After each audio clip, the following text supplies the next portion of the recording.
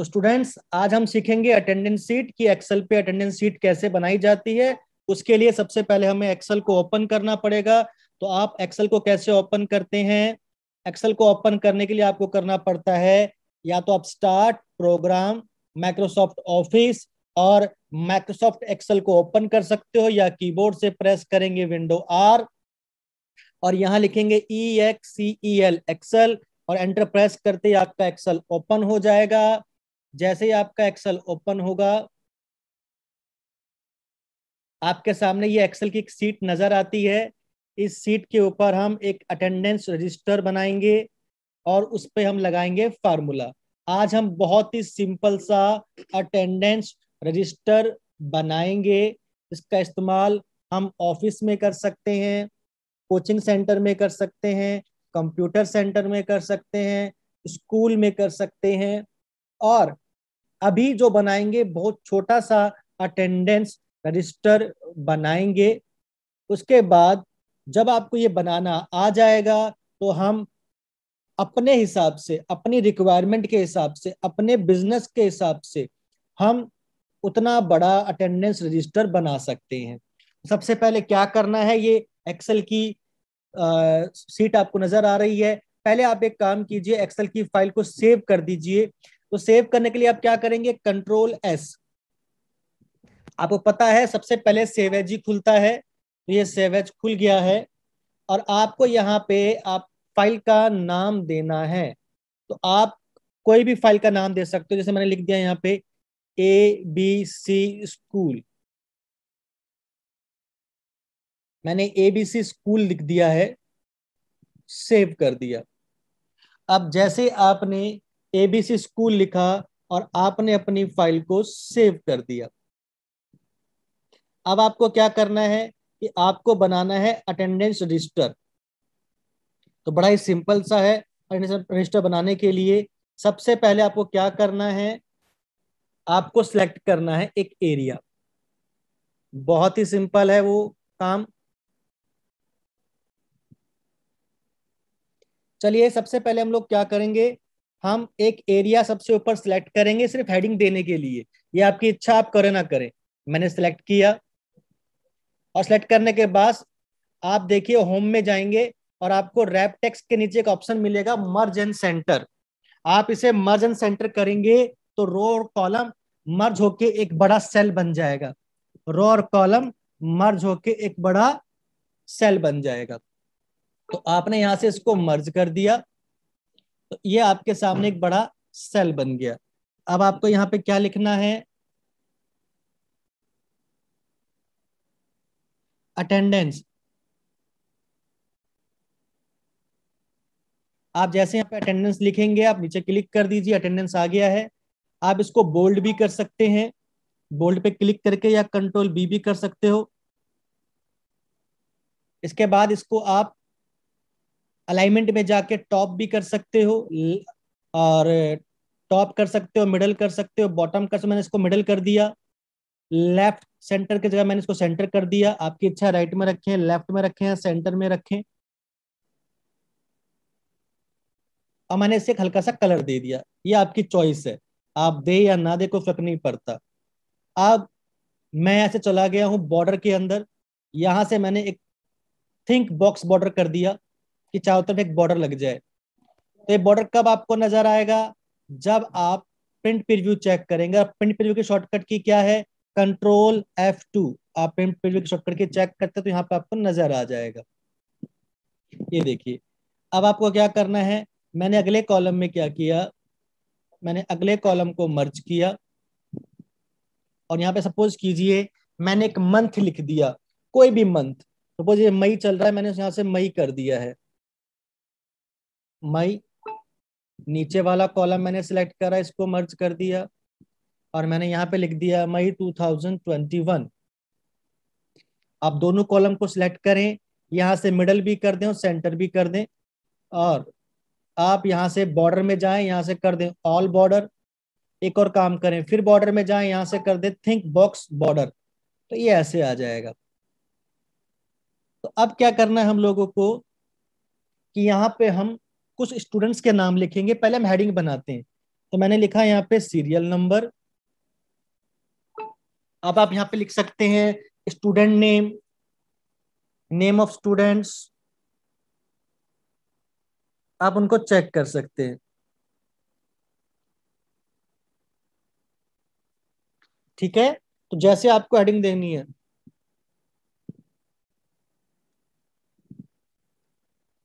आप चेक कर सकते हैं। कैसे करोगे? आपको लिखना है यहाँ पे स्टूडेंट नेम। आप ऊपर से जहां अल्फाबेटिकल हेडिंग है वहां से इसको खींच के कॉलम को बड़ा कर दीजिए। ये आ गया स्टूडेंट नेम। यहाँ पे आप लिख सकते हैं रोल नंबर,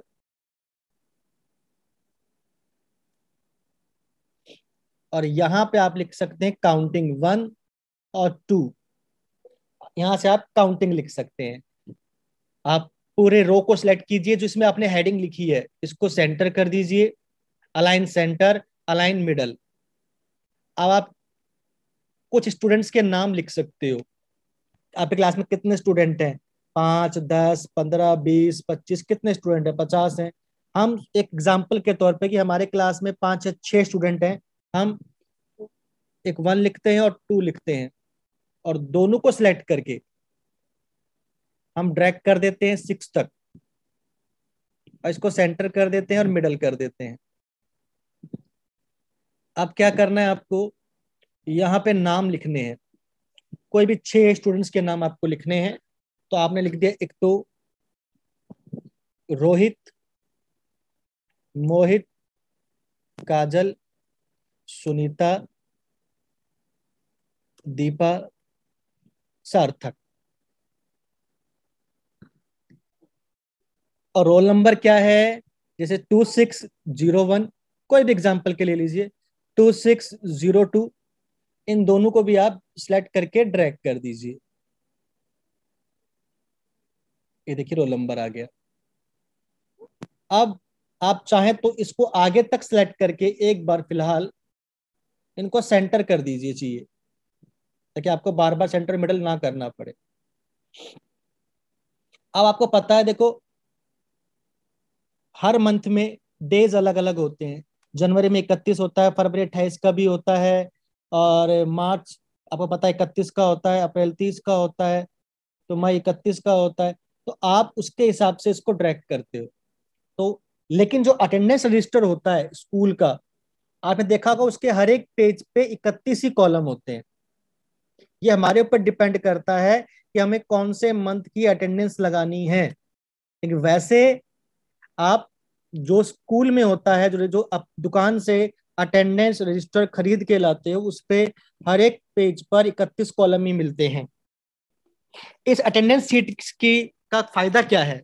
इस अटेंडेंस सीट का फायदा ये है कि जिनका भी छोटे मोटे ऑफिस हैं, फैक्ट्री है, या फिर स्कूल है, वो अपने लैपटॉप पे अटेंडेंस सीट बना के अपने स्टाफ का, स्टूडेंट्स का रिकॉर्ड रख सकते हैं। अब आपको क्या करना है, 1 और 2 को सिलेक्ट करना है और इनको ड्रैग कर देना है कोने से। जब पतला प्लस आ जाएगा, कहां तक? 31 तक ड्रैग कीजिए, जब तक 31 तक ना आ जाए। 31 कॉलम छोड़ दीजिए। ये देखिए 31 कॉलम आ गया, हमने इसको 31 तक ड्रैग कर दिया। अब ये प्रॉब्लम ये है कि ये कॉलम सारे बहुत बड़े बड़े हैं। आप देखेंगे ये सारे कॉलम बहुत बड़े हैं, मुझे इतने बड़े कॉलम की आवश्यकता नहीं है। तो फिर क्या किया जाए? जब इतने बड़े कॉलम की आवश्यकता नहीं है तो क्या करें? अब मैं एक एक करके सभी कॉलम को छोटा करूंगा ऊपर से खींच के, तो टाइम लगेगा। तो इससे अच्छा है कि आप 1 से लेकर 31 तक के सारे कॉलम को सिलेक्ट कर लो।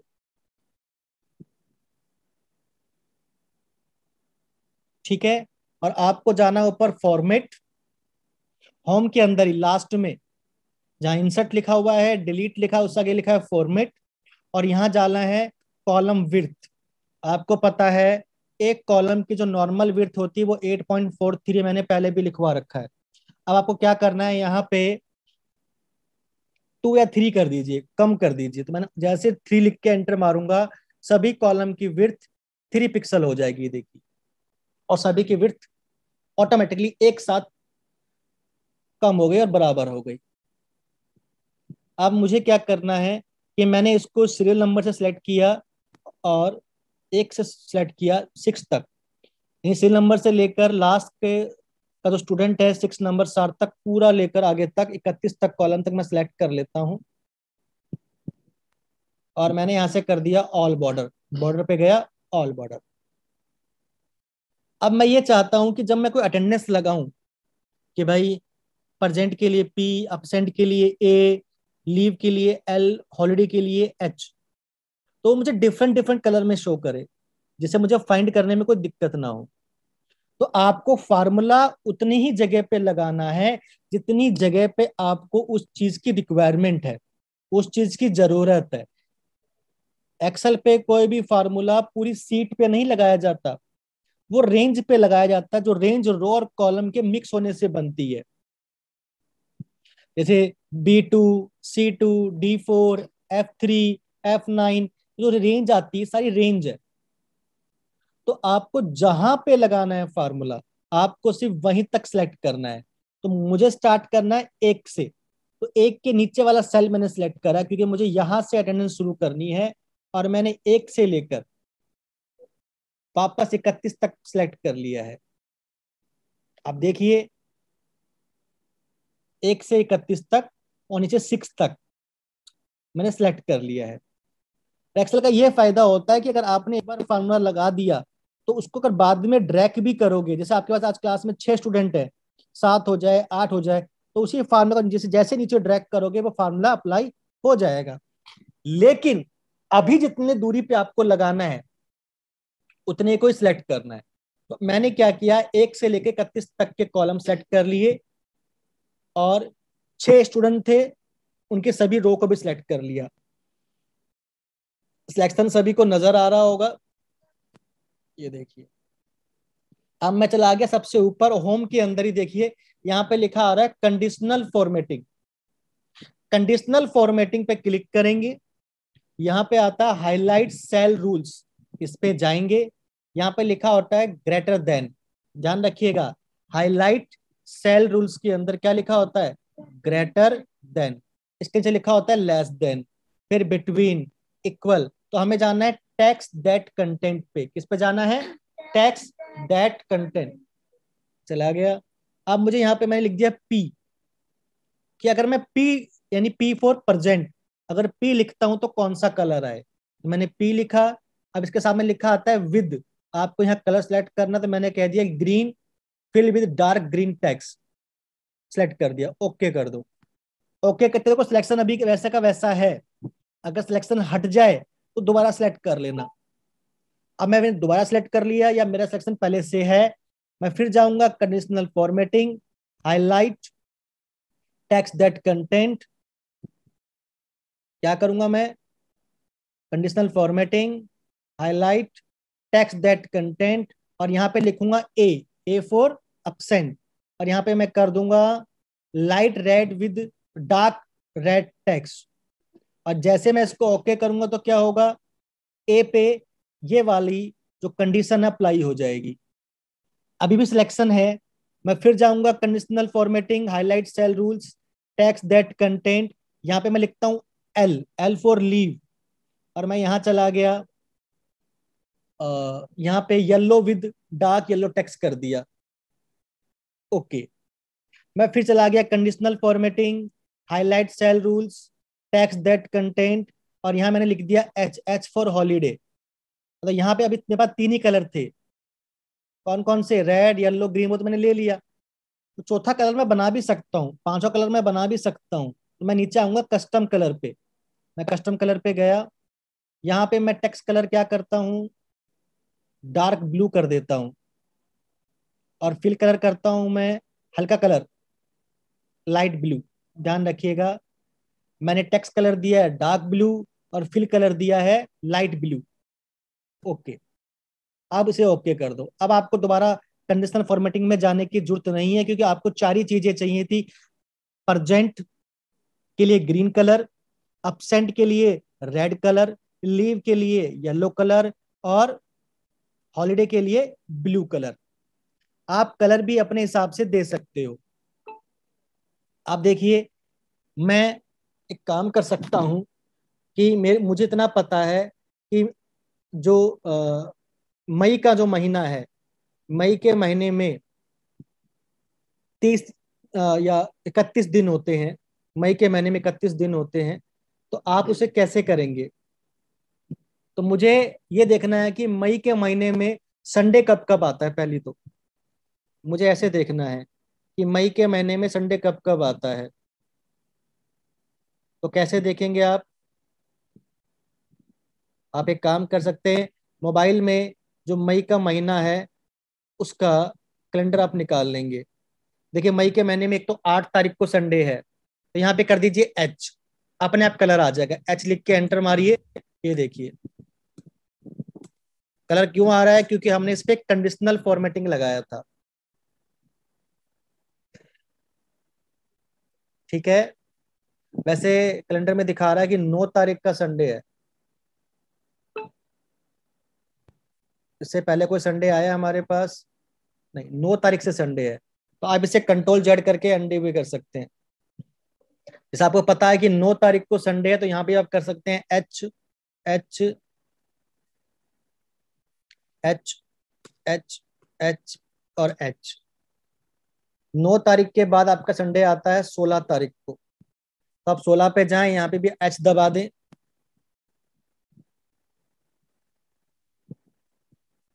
आपके सर मई में तो अभी 16 तारीख आई ही नहीं है। मैं आपको पूरे मंथ की अटेंडेंस लगा के दिखा रहा हूँ। बाकी तो आपकी जो रोज अटेंडेंस होगी रोज लगाइए आप। फिर आता है 23। H H H H H H. 23 के बाद आता है आपके पास 30 तारीख। यहाँ भी लगा दीजिए हॉलीडे।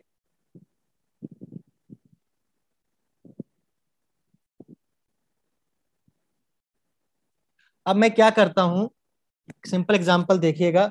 अभी फिलहाल मैं सब में पी लगा रहा हूँ, P for present. P for present. और आप इसको ड्रैग भी कर सकते हो। अगर आपने पी फॉर प्रेजेंट लगा दिया, देखो ग्रीन कलर अपने आप आ गया। अपसेंड में ब्लू कलर अपने आप आ गया, सॉरी हॉलीडे के अंदर। ये देखिए, फिर मैं यहाँ पे प्रेजेंट लगा रहा हूँ।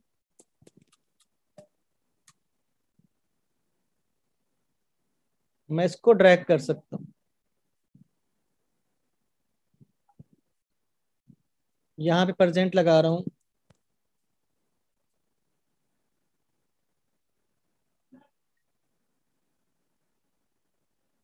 यहाँ मैंने प्रेजेंट लगा दिया। ये देखिए, मैं पी लिख रहा हूँ, पी से ग्रीन कलर ऑटोमेटिक आ रहा है। इसे मुझे पता चल रहा है कि ये प्रेजेंट है। अब मैं कहीं कहीं पे ए दबा देता हूँ, उसे अपसेंट कर देता हूँ। जैसे ए प्रेस करूंगा, देखना वो अपसेंट हो रहे हैं।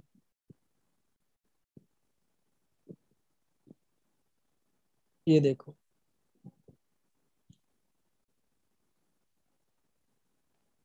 क्या हो रहे हैं, अपसेंट।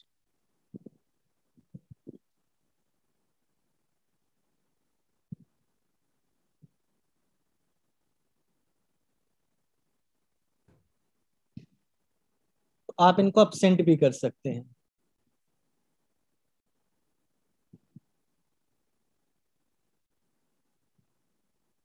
अगर आपको कहीं लीव देना है तो लीव के लिए एल दबा दीजिए।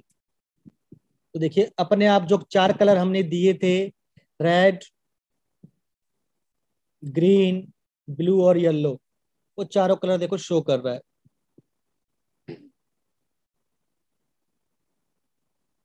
ये देखिए,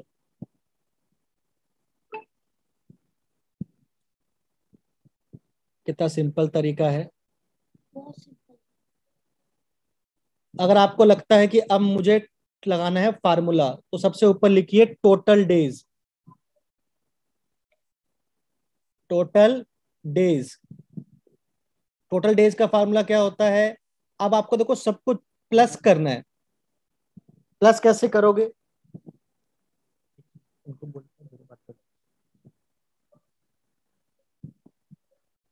तो आप क्या करेंगे, टोटल डेज का फार्मूला क्या है? अब कई बच्चे मुझे बोलेंगे सर सम का फार्मूला लगाना है, पर यहाँ पे सम का फार्मूला नहीं लगेगा। आपको अच्छी तरीके से पता है कि सम नंबर्स के लिए यूज होता है और ये टेक्स्ट के लिए इस्तेमाल हो रहा है, ये नंबर के लिए इस्तेमाल नहीं हो रहा। हमें टेक्स्ट करना है, टेक्स्ट को जोड़ना है। अब आप अपसेंट अपसेंट कैसे प्लस कर सकते हो? इट्स नॉट पॉसिबल ना। तो यहां सम का फार्मूला तो लगेगा नहीं, तो यहां लगेगा काउंटा का फार्मूला, क्योंकि आपको टेक्स्ट काउंट करना है। मैं काउंट का फार्मूला नहीं लगा सकता। काउंट सिर्फ नंबर्स वाले सेल काउंट करता है, और काउंटा नंबर वाले सेल भी काउंट करता है और टेक्स्ट वाले सेल भी काउंट करता है। दोनों के लिए एक ही फार्मूला है काउंटा, पर काउंट सिर्फ नंबर वाले सेल काउंट करता है। काउंटा नंबर वाले सेल भी काउंट करता है और टेक्स्ट वाले सेल भी काउंट करता है। तो यहां लगेगा इजकल टू काउंटा ब्रैकेट। अब आप पीछे आके देखिए कहां से आपने स्टार्ट की थी अटेंडेंस लगाना। तो आपने शुरू किया है D4 से। आप देखिए ऊपर डी है और यहाँ पे D4 से आपने लगाना शुरू किया था। तो आप क्या करेंगे, यहाँ पे D4 लिखेंगे क्योंकि आपको रेंज देनी है D4। फिर आपने क्या लिखना है यहाँ पे, कॉलन AH4 लास्ट तक देना है। तो आपने पूरे 31 कॉलम यूज करे हैं। तो यहाँ पे काउंटा में क्या आ जाएगा टोटल डेज के अंदर, 21 डेज। तो अब तो आप कहोगे सर ये तो 21 डेज हो गए, जबकि मई में तो 21 डेज होते नहीं है। क्या मई में 21 डेज होते हैं? अगर मई में 21 डेज होते हैं तो आपका बिल्कुल सही है। लेकिन अगर आपने जून के महीने में लगाया होता तो वहां तो 30 दिन है। अगर आपने फरवरी में लगाया होता तो वहां तो 28 दिन है। तो अब कैसे करें? तो ये फार्मूला सेम है, बस जिस महीने में जितने दिन होते हैं वहीं तक आपको अटेंडेंस लगानी है। सपोज कीजिए कि ये मैं जून के महीने का अटेंडेंस लगा रहा हूँ तो 31 दिन नहीं है, तो यहाँ मत लगाना, आप उसको डिलीट कर दीजिए। देखिए अपने आप वहां पे 30 दिन हो जाएंगे। अगर आप फरवरी के महीने के लगा रहे हो तो आप 31 दिन को डिलीट कर दीजिए सेलेक्ट करके, ये देखो 28 दिन हो गए। यानी कि कॉलम हमेशा 31 ही होते हैं, जितने महीने का दिन होता है उतने तारीख तक ही आपको अटेंडेंस लगानी होती है। तो ये आ गया। देखिए हम क्या करना है, हमारा मई तो 31 दिन का होता ही है, तो ये आ गया टोटल डेज। अब हमें निकालना है परजेंट, कि कितने दिन ये परजेंट रहा है, या अपसेंट,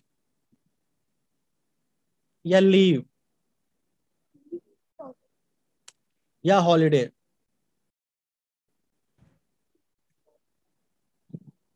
ठीक है, परजेंट कितने दिन बच्चा आया है, अपसेंट उसने कितने दिन छुट्टी करी है, लीव उसने कब तक छुट्टियां ली हैं एप्लीकेशन देकर, और हॉलीडे जो छुट्टियां ऑलरेडी होती है, संडे होती है या फिर गवर्नमेंट के द्वारा कोई छुट्टी बताई गई तब छुट्टी होती है।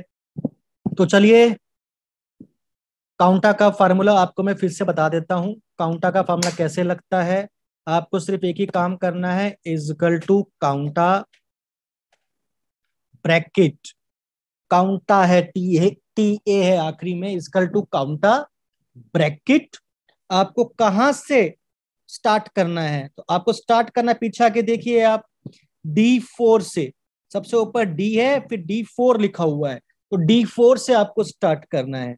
तो आप क्या करेंगे, यहाँ पे D4 लिखेंगे, फिर कॉलन, फिर ऊपर क्या है 31 नंबर पे देखिए आप, क्योंकि 31 डेज है ना। अब सबसे ऊपर देखिएगा आप, तो यहाँ पे लिखा आ रहा है AH, यानी AH4। तो आप AH4 तक करेंगे, ब्रैकेट बंद। जैसे एंटर प्रेस करेंगे 31 डेज आ जाएंगे। ये लीजिए, अब आती है परजेंट का फार्मूला। अब आपने परजेंट निकालनी है, तो आपने काउंटिफ का फार्मूला किया होगा।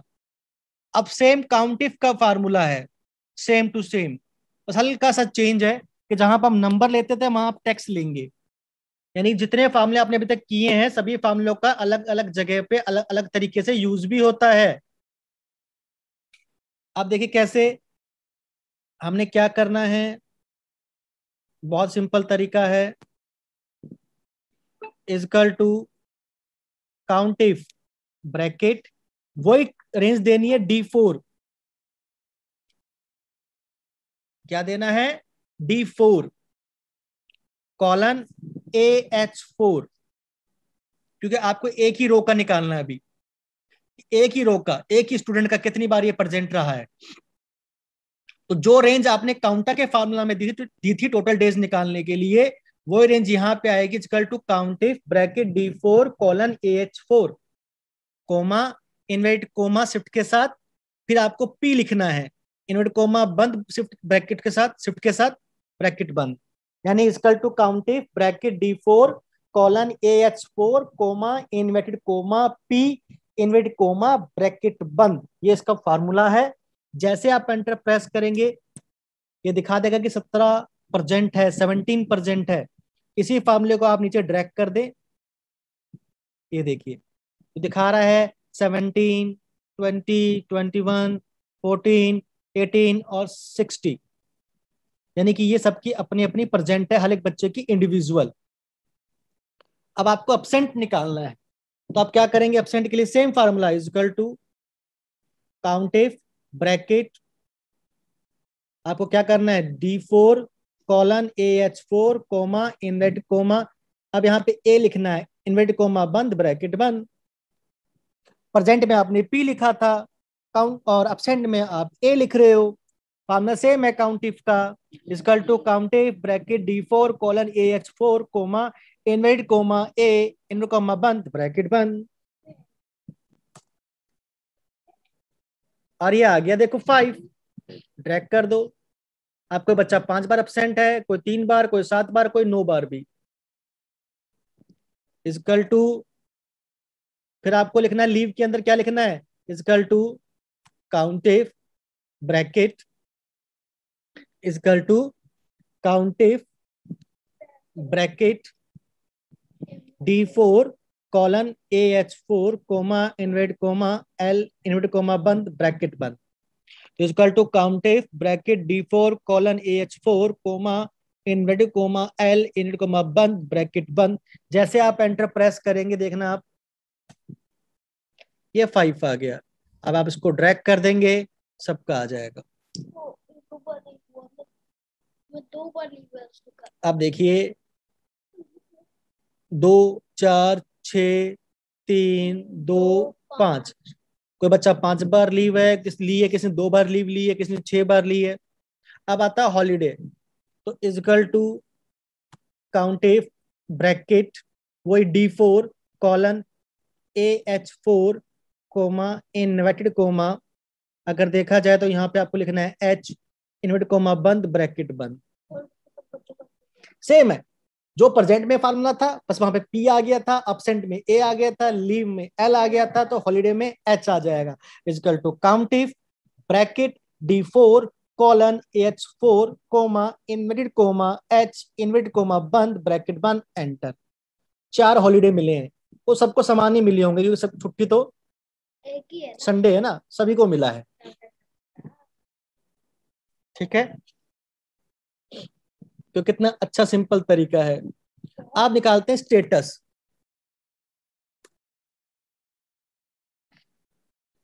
कि बच्चा एग्जाम में बैठेगा कि नहीं बैठेगा, उसको परमिशन है कि नहीं है, अलाउ है या डिस अलाउ है, एग्री है या डिस एग्री है। इसके आगे आप फीस का भी बना सकते हो, एक्स्ट्रा वर्क का भी बना सकते हो।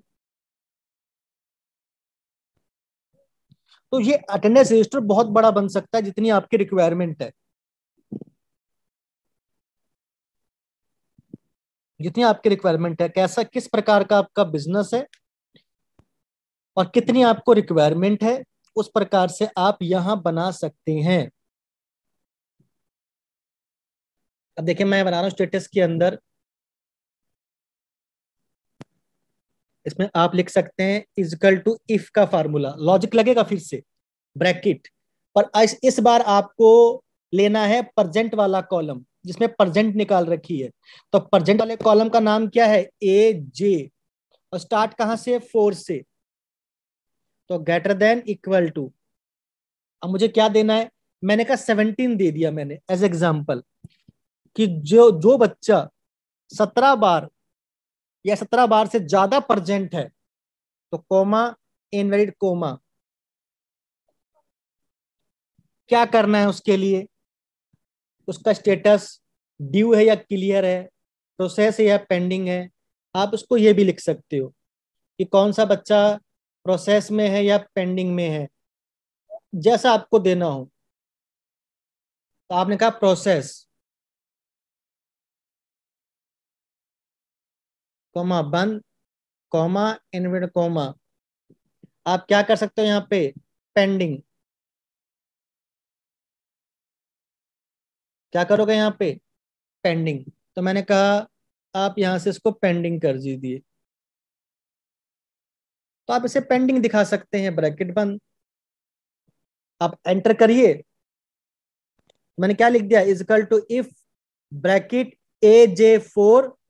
AJ4 कौन सा है? प्रेजेंट वाला column. Greater than equal 17, comma, inverted comma, process, inverted comma बंद, comma, inverted comma start, pending, inverted comma बंद और ब्रैकेट बंद। जैसे आप एंटर प्रेस करेंगे ये आ जाएगा। देखो अब सबसे जो पहला बच्चा है, ये देखिए आप। तो सबसे पहला जो बच्चा है वो प्रोसेस है, क्योंकि उसके 17 है तो वो आगे चला गया। 20 वाला बच्चा प्रेजेंट आगे चला गया। 21 भी, जिनके 14 मार्क्स हैं, 14 नंबर है, वो पेंडिंग में है। 18 वाला प्रोसेस में, 16 वाला पेंडिंग में। देख रहे हैं आप? लेकिन ये 16 वाला बच्चा पेंडिंग में एक, अगर आप चाहते हो इसे प्रोसेस करना है, हो सकता है गलती से ये लीव लग गई है उस बच्चे की, हो सकता है गलती से अब्सेंट हो गया वो बच्चा। जैसे आप इसे प्रेजेंट करेंगे देखना, यहाँ पे 17 होगा और यहाँ पे प्रोसेस हो जाएगा। तो आप इसको आराम से, वो जो फार्मूला है ना वो रेंज पे ले लेता है, उसके बाद रेंज पकड़ने के बाद आप जो भी चेंजेस करते हैं वो ऑटोमेटिकली आ जाता है। जैसे अभी सबसे ऊपर वाला बच्चा 17 नंबर है, इसके 17 प्रेजेंट है, अब ये प्रोसेस में है। इसको पेंडिंग करा तो क्या करा? ऊपर P लिखा हुआ है। इस वाले को मैंने एब्सेंट कर दो या लीव कर दो, आप जो भी कर दो, तो 16 हो गया और इसने, ये पेंडिंग हो गया। तो आप जब भी चेंज करेंगे फार्मूला अपने आप ले लेगा। अब आप इसको सिलेक्ट करें, यहां से बॉर्डर लगा दें, ऑल बॉर्डर।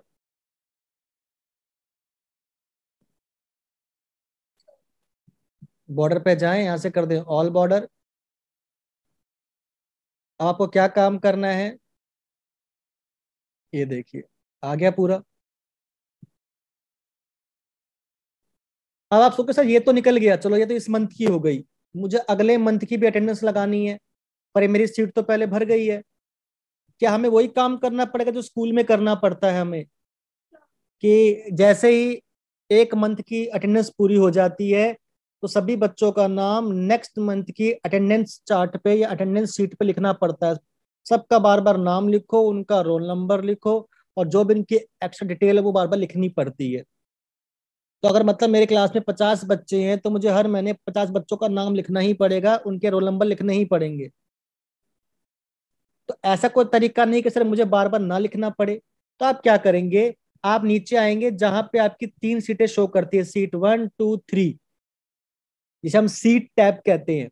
आप सीट 1 लिखा हुआ है, इस पर राइट क्लिक कीजिए, पहले इसको रीनेम कर दीजिए। सीट 1, सीट का नाम लिखा हुआ है, उसे रीनेम कीजिए। मैंने कर दिया इसको मई 2021, यानी मई का महीना है 2020। चलो बाहर क्लिक कर दिया, मई हो गया। अब राइट क्लिक करो दोबारा से इसी के ऊपर, सीट 1 के ऊपर जहां मई लिखा है, मई 2021 लिखा हुआ है। यहां से करना आपको मूव और कॉपी। क्या करना है? मूव और कॉपी। जैसे आप मूव और कॉपी करेंगे ये डायलॉग बॉक्स खुल जाएगा मूव और कॉपी का, और सबसे नीचे लिखा हुआ है क्रिएट ए कॉपी। आपको इस सीट की पूरी कॉपी कर लेनी है, तो क्रिएट कॉपी करो और ओके करते ही देखना नीचे 2 सीटें आ गई हैं, मई 2021, मई 2021। तो आप इस सीट को दोबारा से रिनेम कर दो, जो दूसरी कॉपी आई है, इसे कर दो जून 2021। अब जो मई 2021 में था सारा काम, वो जून 2021 में आ गया। अब आपको क्या करना है, सिर्फ जो बीच का एरिया है जहां से आपने अटेंडेंस लगाई थी 1 तारीख से, तो आप उसको सिलेक्ट कीजिए और 31 तक जो बीच का एरिया था इसको डिलीट कर दीजिए। आप देखिए आगे के सारे फार्मूले अपने आप लगे हुए हैं, कोई दिक्कत नहीं है। ये देखिए, अब आप कहोगे सर क्या वो हमें दोबारा से सारे कलर देने पड़ेंगे? नहीं, कलर सब कुछ लगे हुए हैं, सेटिंग पूरी हो रखी है। जैसे आप पी लिखेंगे तो ग्रीन आ जाएगा, ए लिखेंगे तो रेड आ जाएगा, एल लिखेंगे तो लीव आ जाएगा, एच लिखेंगे तो हॉलीडे आ जाएगा। यानी यहां से किसी भी प्रकार की कोई प्रॉब्लम नहीं है। और आप अगले मंथ फिर इसकी कॉपी कर दीजिए और फिर बीच की जो अटेंडेंस एरिया है उसको डिलीट कर दीजिए। इससे हर महीने आपकी नई सीट तैयार भी हो जाएगी और आपको बार बार स्टूडेंट्स का नाम, रोल नंबर एंड उनकी एक्स्ट्रा अदर इंफॉर्मेशन नहीं लिखनी पड़ेगी। और आपकी एक ही फाइल के अंदर, सपोज एक्सेल की एक ही वर्कबुक के अंदर अगर आप 12 सीटें लेते हैं तो पूरे 12 महीनों का रिकॉर्ड, एक बच्चे के पूरे 1 साल का रिकॉर्ड 12 सीटों पे बना सकते हो। ना तो आपको बार बार रिकॉर्ड बनाना, ना बार बार आपको डिजाइन बनाना, ना बार बार आपको फार्मूला लगाना, ना बार बार नाम लिखने, ना बार बार रोल नंबर लिखने, ना उनकी डिटेल लिखनी। आप समझ गए? तो ये बहुत सिंपल तरीका है और आप कंट्रोल S कर दें बीच बीच में तो आपका डाटा सेव होता रहेगा। आशा करता हूँ ये आपको सारा आज समझ में आया होगा। और ये बहुत ही सिंपल तरीका है अटेंडेंस सीट बनाने का, सबसे बेसिक तरीका। इसमें आप और भी ज्यादा कॉलम्स ऐड कर सकते हो। तो चलिए, आज हमने आपको सिखाया है अटेंडेंस सीट कैसे बनाते हैं। आप इसकी प्रैक्टिस करेंगे। आपने काउंटा का एक नया फार्मूला भी सीखा है, प्लस मर्ज कैसे करते हैं आपने वो भी सीखा है, बॉर्डर कैसे लगाते हैं आपने आज वो भी सीख लिया, कंडीशनल फॉर्मेटिंग से कलर कैसे देते हैं टेक्स्ट में आपने वो भी सीखा है, और इफ का फार्मूला हम कैसे लगा सकते हैं वो भी देखा आपने, और काउंट इफ का फार्मूला भी जो आपने पहले नंबर पे लगाया था, जो सेम नंबर्स काउंट करता था, आज उसने सेम टेक्स्ट भी काउंट कर लिया है। तो हमने ये भी सीखा है। तो चलिए, बहुत अच्छा है।